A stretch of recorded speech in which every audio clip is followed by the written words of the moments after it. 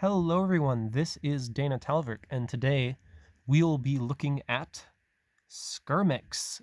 This is one of my more recent mocks, and the whole thing with this is I remember always seeing the ads for Skirmix at the back of LEGO magazines, so I always wanted one, and I was going through my parts, and I had a bunch of leftover red parts from other builds.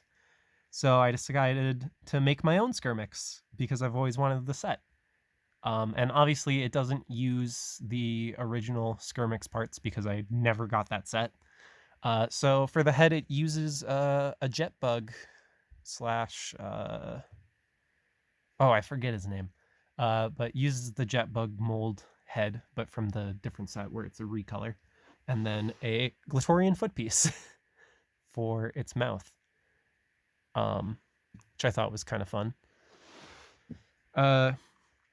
Now, I know the rider is wrong. I know the rider should be a bone hunter, but like I said, never got the original set, and I had already used my bone hunter mask as a Sister of the Scrawl mask. Plus, my Sister of the Scrawl just had parts that lined up perfectly to make a mount thing so it could actually securely hold on. So I ended up using that anyway. Plus, I mean, by the time of the Legend Reborn movie, the Bone Hunters and the Skrull had teamed up, so it's kind of fine having a Skrull on the back of a Skirmix, in my opinion.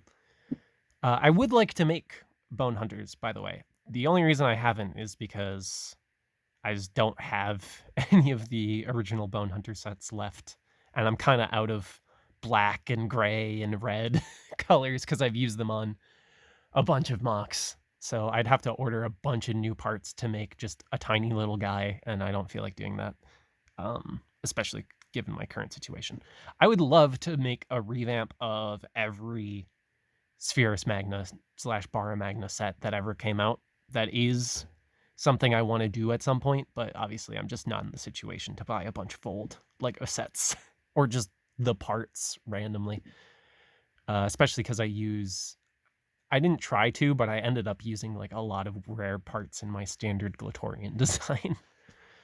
So now that that's over with, let's talk about Skirmix. So there are 3-ish, if you count, well, I guess technically 4 gimmicks with this build, because I like to give my builds gimmicks. So gimmick 1 is you have this little load of whatever. I like to imagine it's the Thornax seeds or something, that is attached by this white tube piece to the creature, and you can actually remove it, but it's kind of a pain to remove it, so I'm not going to remove it for the video. And then with the silver tubing and this chain piece, you have a handle for your rider, as well as, because of the way the back armor of my Sister of the Skrull mock works, there are these 2 pegs on the back of Skirmix that just plug right into the back armor. And then the final gimmick is just that there is an attachment point on the Skirmix's shoulder for the staff of my Sister of the Skrull mock. Which I do know the Sisters of the Skrull don't work with regular Skrull, but whatever.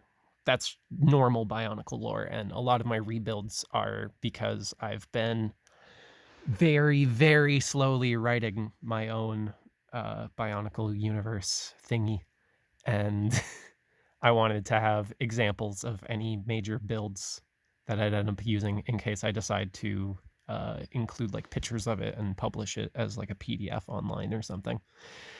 But that's enough about gimmicks and my dumb writing.